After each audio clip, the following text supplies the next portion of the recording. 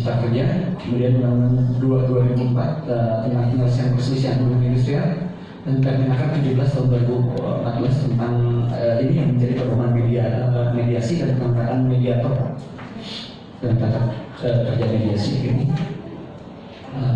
Ini sebagai dasar mungkin Pak hubungan industrial. Kenapa analoginya hubungan industrial? Para pelaku dalam proses produksi berarti ada perusahaan, ada pekerja ataupun serikat pekerja, ataupun kumpulan daripada beberapa perusahaan usaha dalam satu perusahaan. Ini kembali lagi dulu sempat hilang Pak yang namanya HIP Pak, Bu, HIP. Iya. Hubungan industrial Pancasila. Ya. Kembali dihidupkan. Saya penyakit tadi Pak. Dan konteks hubungan industrial ini memang didasarkan pada nilai-nilai Pancasila dan Undang-Undang Dasar 1945. Ini kembali dihidupkan. Kemarin sempat tidak ada hanya hubungan industrial saja, tetapi kali ini kembali lagi dihidupkan dengan hubungan industrial Pancasila. Kemudian berbicara tentang kewenangan mediator dan konsiliator itu sama Pak. Cuman ada satu yang membedakan itu. Ada hak di antara kita Pak. Kenapa dikatakan ada hak di antara kita? Karena kewenangan dari mediator itu untuk perselisihan Pak. Perselisihan hak, kepentingan antar serikat pekerja serikat buruh, kemudian PHK Pak. Cuma satu hak saja yang tidak dikasihkan kepada konsiliator. Jadi antara mediator dan konsiliator itu ada hak di antara kita. Jadi intinya hanya satu kepentingan, kenapa hak tidak diberikan kepada konsiliator ini Pak? Apa itu Pak? Karena mandatori Pak di Undang-Undang 2004 ada kewenangan perlindungan. Sementara kewenangan perlindungan negara harus hadir Pak.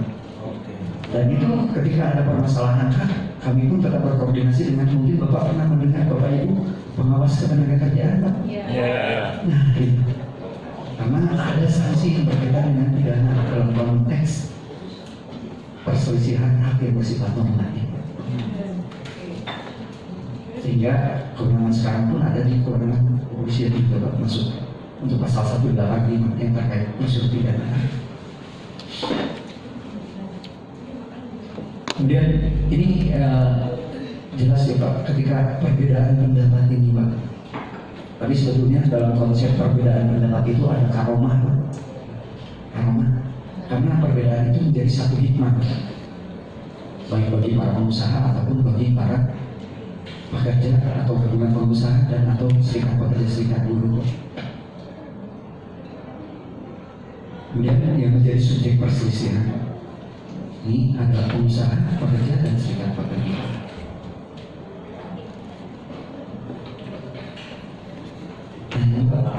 Ini kalau berdasarkan Undang-Undang 2004 jelas ada 4 perselisihan. Dan untuk mediator berhak menangani Pak seluruh perselisihan. Tapi untuk konsiliator hanya 3 perselisihan kepentingan, PHK, dan antara serikat pekerja serikat buruh.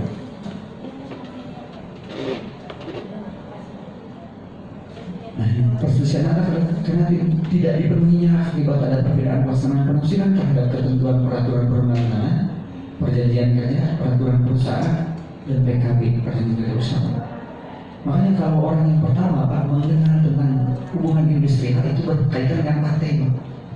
Ada PK, ada PKS. Iya, kalau sekarang PKS ya Pak ya. Ada PKS. Kemudian ada PKB Pak. Betul. Yang pertama orang masuk ke dalam hubungan industrial keterkaitannya dengan partai Bapak Ibu.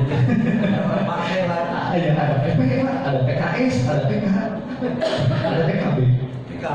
Dulu PKB, kalau sekarang PKM ya. Ada PKB juga. Betul. Makanya ternyata setelah disingkat singkatannya lain, ternyata PKS perjanjian kerjasama. Ya.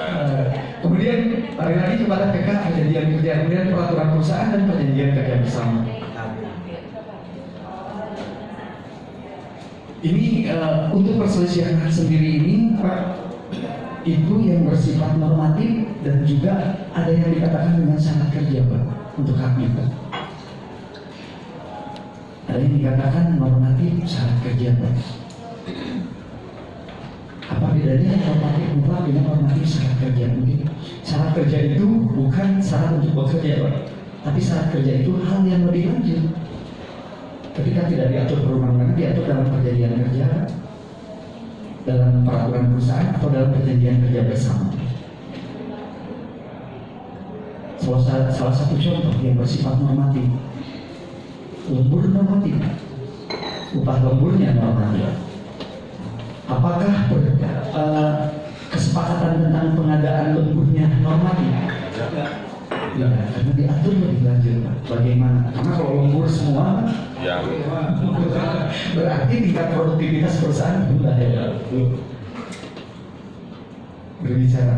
Tetapi di sini kalau yang membedakan antara hak normatif mutlak dengan yang bersifat normatif syarat kerja adalah ketika ada hubungan tanda tangan para pihak dalam satu perikatan, itu menjadikan normatif dengan syarat kerja. Jadi kalau yang diatur dalam perjanjian kerja atau dalam peraturan perusahaan ataupun dalam PKB yang menjadi kesepakatan para pihak, itu normatif syarat kerja. Berbeda normatif mutlak, upah normatif mutlak, waktu kerja, waktu istirahat normatif. Karena jelas di sana ada kewenangan pengawas dalam konsep penegakannya, Pak, yang bersifat kenapa tidak diberikan ke konsiliator, karena negara harus hadir memberikan perlindungan untuk yang bersifat normatif. Dan normatif dengan syarat kerja apabila sudah disepakati itu akan menjadi normatif mutlak, dan kewenangan pengawas bisa masuk di sana. Misalnya upah yang disepakati dengan upah minimum, misalnya ada kenaikan disepakati tertulis dalam perjanjian kerja atau dalam peraturan perusahaan, kemudian tidak dilaksanakan oleh pihak pengusaha, itu akan menjadi tuntutan normatif sama. Makanya nanti pengawasannya akan turun, Pak. Untuk kami pun dalam konsep penyelesaian perselisihan tidak serta-merta selalu melibatkan daripada pengawas ketenagakerjaan, karena mereka punya kewenangan dengan penyidik pegawai negeri sipilnya, ada PNS, sehingga jelas kewenangan mereka untuk menjatuhkan dalam nota pemeriksaan dan nota penetapan terkait dengan normatif, mereka akan lebih jelas. Kemudian yang ini perselisihan kepentingan. Perselisihan ada yang timbul dalam hubungan kerja karena tidak adanya kesesuaian pendapat mengenai pembuatan dan atau perubahan syarat-syarat kerja yang ditetapkan dalam perjanjian kerja atau peraturan perusahaan dan perjanjian kerja bersama. Dan ini yang paling banyak, Pak, dalam konsep perselisihan kepentingan itu ketika adanya perundingan PKB, Pak. Karena kalau perjanjian kerja person dengan perusahaan, individual dengan prinsipalnya. Tetapi kalau dengan PKB, Pak, ini yang paling. Dan di sini mohon maaf, Pak, menjadi peluang Bapak Ibu untuk menjadi konsultan general untuk dua belah pihak. Dan inilah rezeki yang tidak disangka-sangka, Pak. Serius, betul, Pak. Dalam penyusunan PKB kita sebagai konsultan, Pak. Karena yang menjadi dasarnya Kemenaker 28/2014. Ini akan menjadikan Ibu menjadi konsultan bagi perusahaan-perusahaan besar, Pak. Kemenaker. Ini 28/2014 tentang tata cara pembuatan peraturan perusahaan, pengesahan peraturan perusahaan, kemudian pembuatan PKB dan perundingan PKB. Karena di sini multi heterogennya pemikiran daripada serikat. Masih mending kalau serikatnya satu, Pak. Ini yang multi serikat. Saya ingat kemarin perundingan PKB dengan 5 serikat.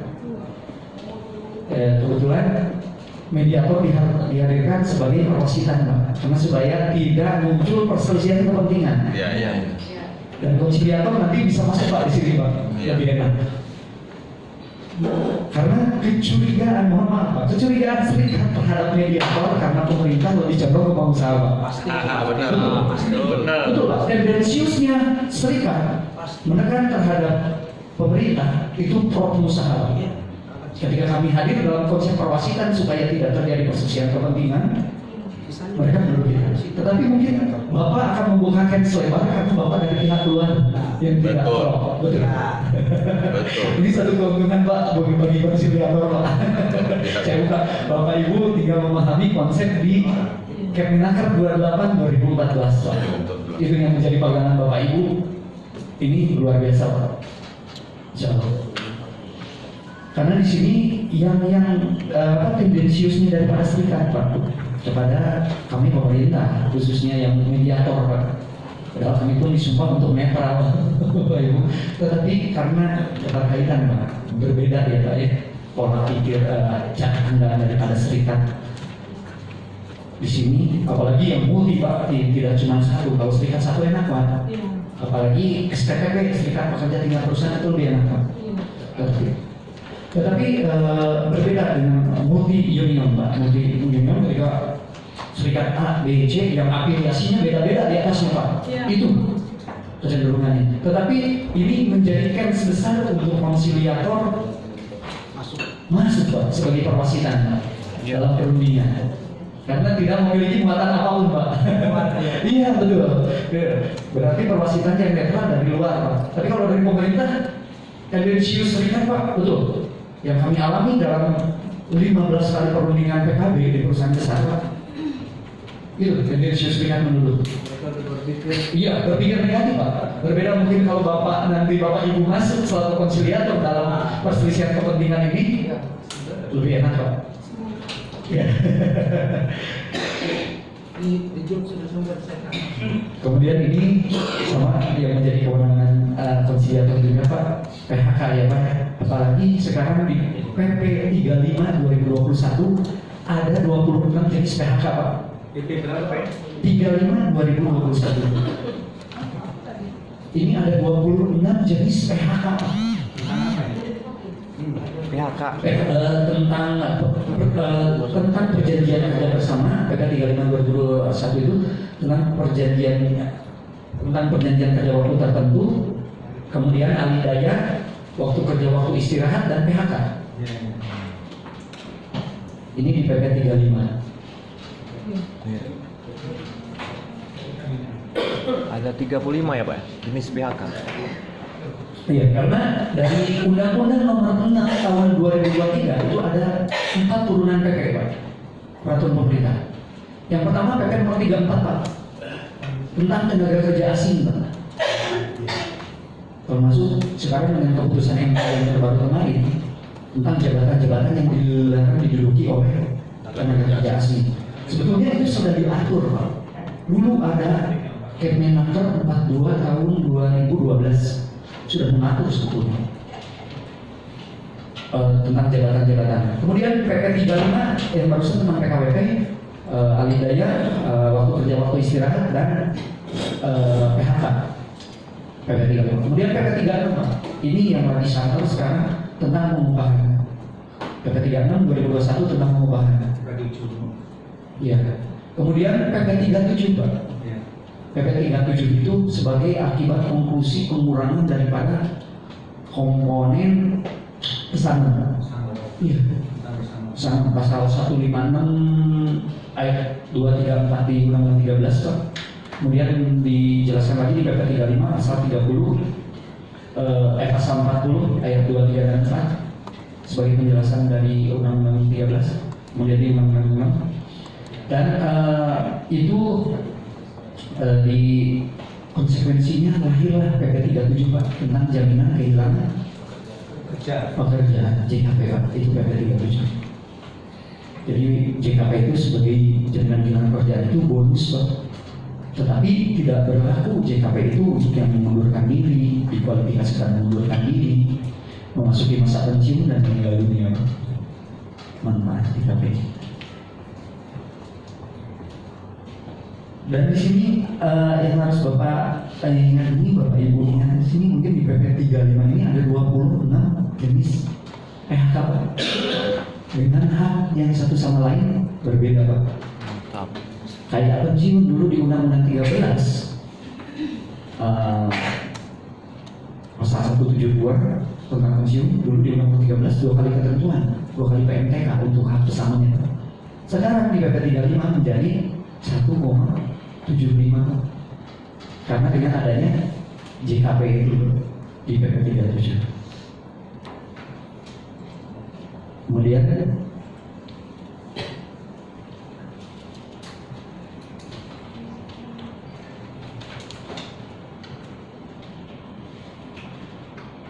baterai itu Pak, baterainya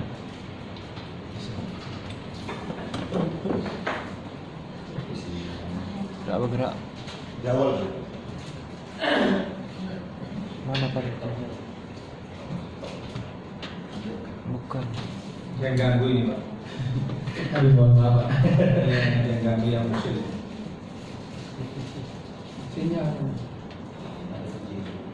Nah ini Pak, ini perselisihan antara serikat pekerja serikat buruh yang memang jangan terjadi anjuran Pak. Kenapa ini jangan terjadi anjuran? Enggak, karena ini satu solusinya ada. Permen 06 2005 06 tahun 2005. Nomor berapa? Tahun 2000. Iya. Permen 06 2005 tentang verifikasi. Iya, tentang verifikasi. Ini kuncinya karena perebutan, mohon maaf Pak. Di sini biasanya terkaitan dengan anggota.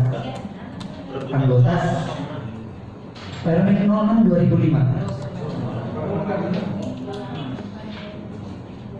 Ini yang menjadi dasar di samping Undang-Undang 21 2000 tentang Serikat Pekerja Serikat Buruh, kemudian Kepmenaker nomor 16 tahun 2001. Ada, ini penyelesaiannya oleh Permen 06 2005. Karena di pasal 6-nya ini ada Pak jawaban terhadap ini Pak. Ini verifikasi dan mediator dan konsiliator bisa masuk Pak untuk mengecek keanggotaannya, legalistik keanggotaan yang sesuai di Undang-Undang 21 2000. Karena mohon maaf Bu, berpikirnya para serikat pekerja serikat buruh, union busting, pemberangusan itu menjadi senjata mereka Pak Bu. Boleh Pak. Tetapi dalam konseptualnya mereka paham, mohon maaf. Ketika serikat memaksakan kepada anggota serikat lain untuk masuk ke dalam serikatnya, itu apakah union busting? Itu yang menjadi senjata kita Pak dalam penyelesaian ini. Enggak boleh dua serikat, satu pekerja itu dua serikat. Enggak boleh larangan satu. Dia pilih dulu. Iya, dia pilih dulu ketika dia sudah masuk serikat A, kemudian bikin serikat B, pengunduran diri gimana? Jangan sampai begini karena ada kasus kemarin Pak yang saya sampai dipanggil ke Polda. Betul Pak, karena berkaitan dengan union busting, mediator dipanggil Pak, konsiliator dipanggil ke Polda Pak dengan union busting. Padahal yang harus dipahami oleh serikat pekerja sendiri, memaksakan anggota yang menjadi anggota serikat lain ataukah union busting atau bukan? Itu Pak. Jadi jawabannya Pak, kalau nanti Bapak suatu saat dipanggil oleh pihak Pak, itu Pak jawabannya. Ya karena berkaitan dengan apa Pak mereka?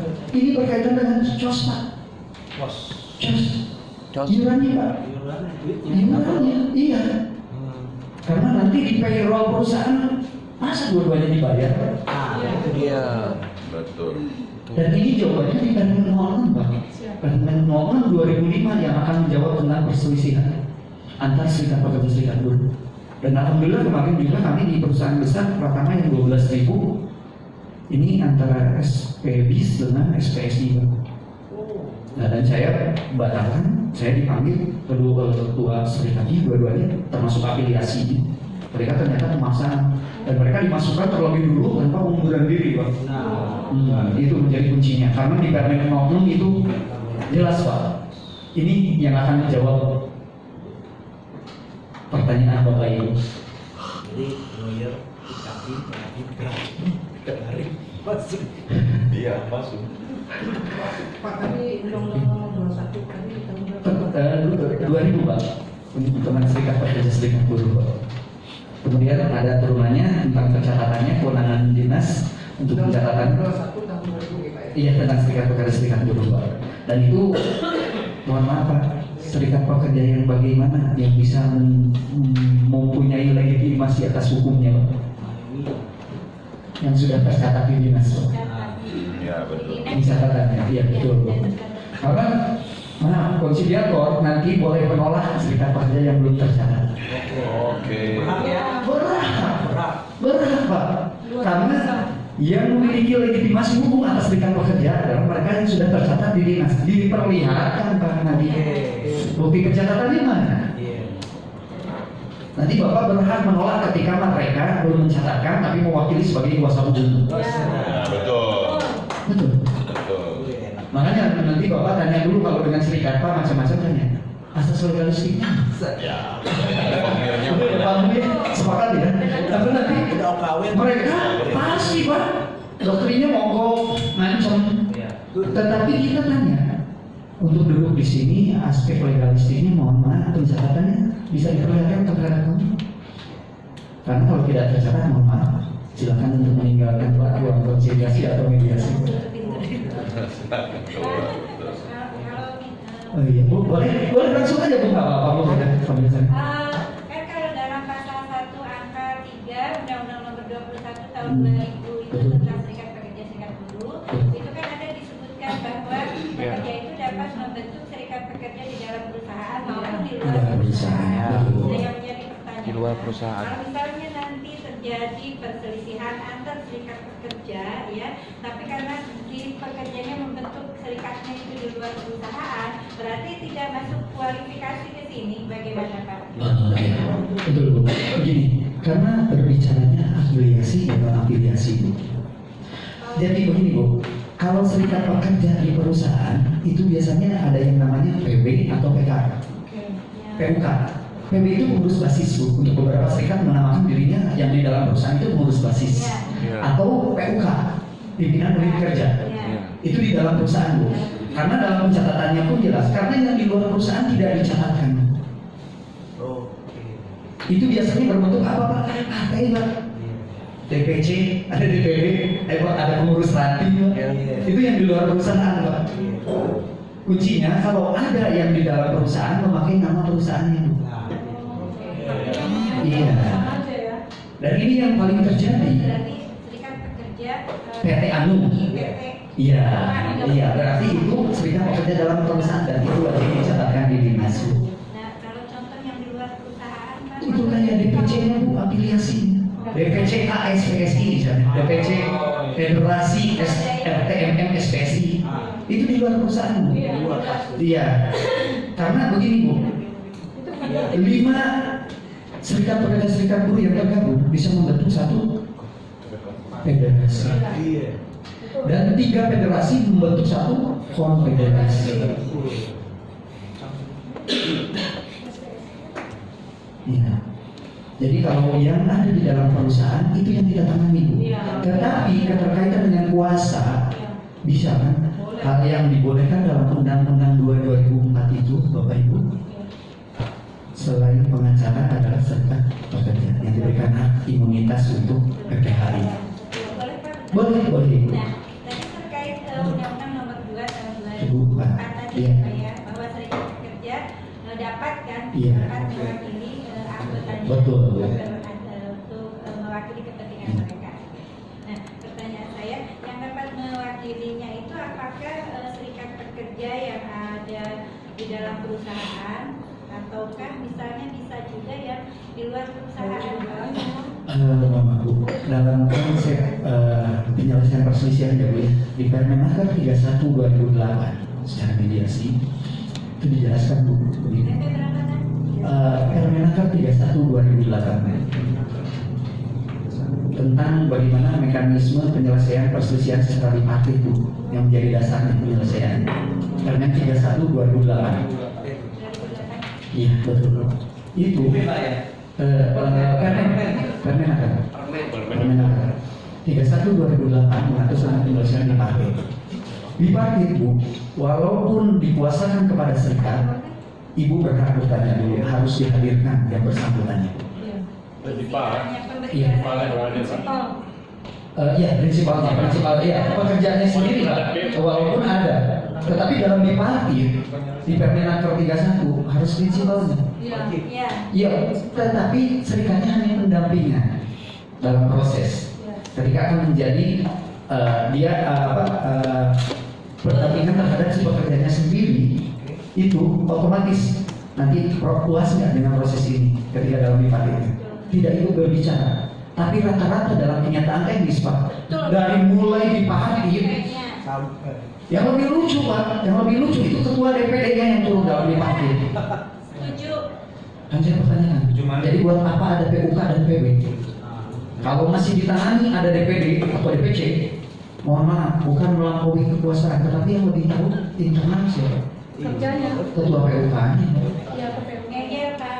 Iya, betul kok ngeyelnya. Tetapi satu konsep yang harus kita tanyakan, kalau ada PUK, kenapa harus ke DPC Pak? Saya pernah bilang Pak Bu di depan ketua DPC dan DPD, saya bilang begini, kalau masih ditangani oleh DPC dan DPD, bubarkan PUK. Saya bilang gitu Bu. Karena apa? Intinya itu ya Pak. Ya karena yang lebih internal, yang lebih tahu DPC mereka tinggal di luar Pak. Iya, Bagaimana bisa tahu kedalaman satu rumah tangga berusaha? Mereka duduk di luar, hanya mendengarkan sebelah pihak Pak. Tapi dua-duanya boleh ya Pak ya? Tapi gini Pak, Iya. maaf. Iya, Kalau khusus contoh KSPSI, betul. kalau kami ada namanya, kebetulan saya dulu ya, Iya. sekarang udah enggak. Iya. Urus PC Cap, Iya. SPSI Kabupaten Betul. Tangerang. Ya. Kalau di dalam PC Cap, biasanya itu unsur pengurus PC Cap Iya. itu pasti diambil dari pengurus-pengurus PUK. PUK. Nah, Iya. betul. Yang idealnya seperti itu. Iya. Pak. Seperti itu. Kenapa yang mewakili kalau ada sidang PH? Iya. Diambil dari pengurus PC. Betul. Nah, gitu. Karena secara kemampuan skill mereka lebih mumpuni. Betul Pak. Daripada yang di luar ya Pak yang mengurus. Gantian. Betul. Itu dibandingkan PUK Pak. Betul. Maaf bukan mengecilkan. Betul. PUK biasanya baru punya keberanian sebatas internal. Internal, betul Pak. Begitu berhadapan dengan luar, Betul. pengalaman undang-undang PAI Betul. dan sebagainya masih minim. Minim. Sehingga kenapa PC?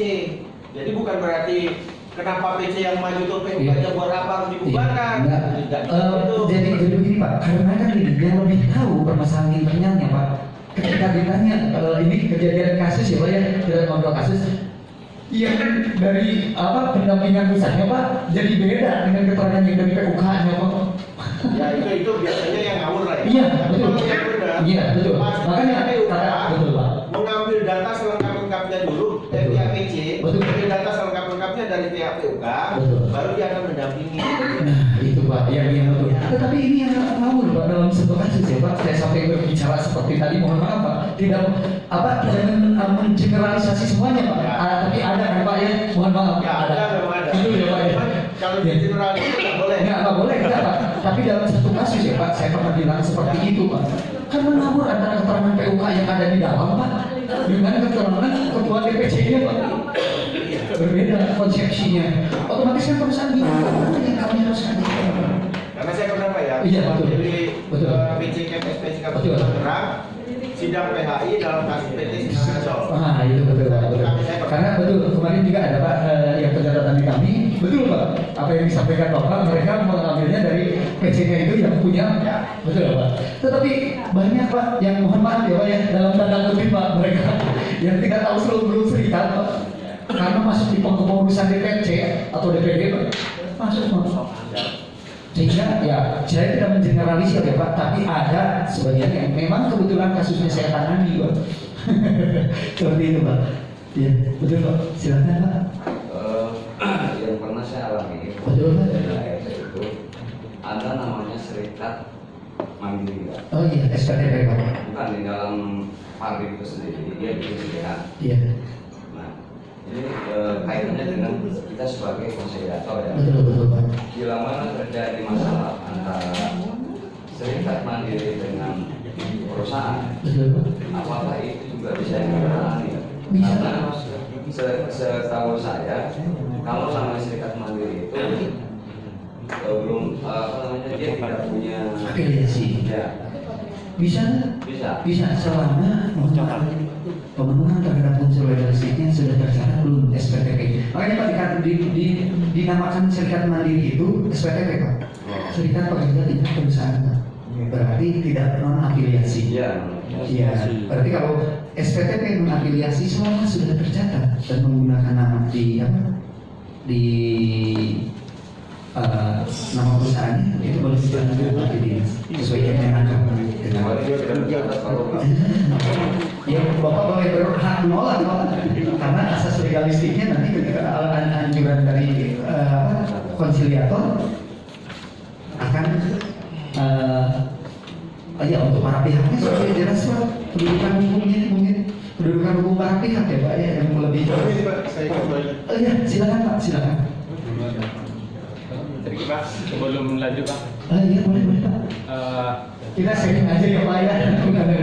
Dalam sebuah perusahaan itu kan kadang-kadang ada 3 SP Betul. yang berbeda. Betul. Nah, terus kan masalah Bapak kan jadi konsultator.